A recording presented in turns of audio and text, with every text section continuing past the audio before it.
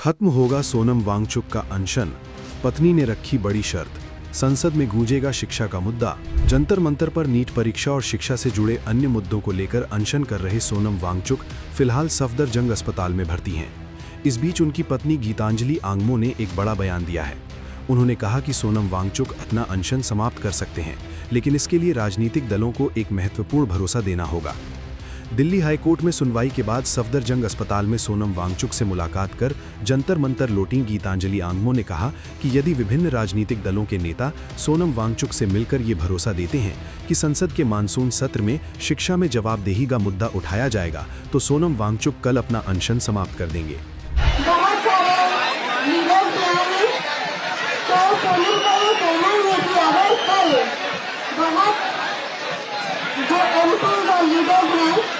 अगर सभी उनको सफदरजंग हॉस्पिटल में मिलकर ये आश्वासन दे कि जो अकाउंटेबिलिटी की हम बात कर रहे हैं, एजुकेशन अकाउंटेबिलिटी की जो हम बात कर रहे हैं, अगर वो इस पार्लियामेंट सेशन में उठाए और इस पार्लियामेंट सेशन का मेन मुद्दा ये एजुकेशन अकाउंटेबिलिटी और एजुकेशन रिफॉर्म रखे, तो वो कल अपना अनशन तोड़ेंगे।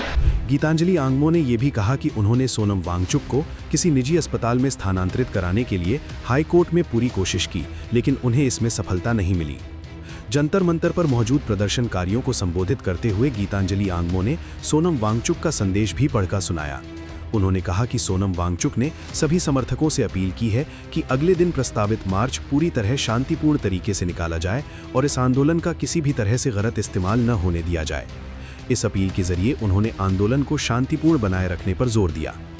अब सबकी नज़र इस बात पर टिकी है कि क्या राजनीतिक दलों की ओर से शिक्षा में जवाबदेही का मुद्दा संसद के मानसून सत्र में उठाने का भरोसा दिया जाएगा। यदि ऐसा होता है तो गीतांजलि आंगमो के अनुसार सोनम वांगचुक अपना अनशन समाप्त कर सकते हैं। सोनम वांगचुक के अनशन को लेकर अब अगला कदम राजनीतिक दलों के रुख पर निर्भर करता दिखाई दे रहा है। वहीं डॉक्टर लगातार उनकी सेहत पर नजर बनाए हुए हैं। अब देखना होगा कि आने वाले समय में इस आंदोलन और अनशन को लेकर क्या फैसला सामने आता है। फिलहाल के लिए बस इतना ही। बाकी अपडेट के लिए बने रहिए वन इंडिया हिंदी के साथ।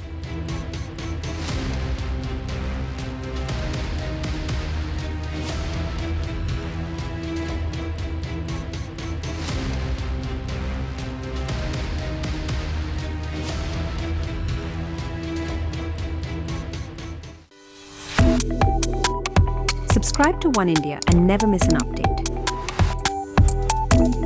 Download the One India app now.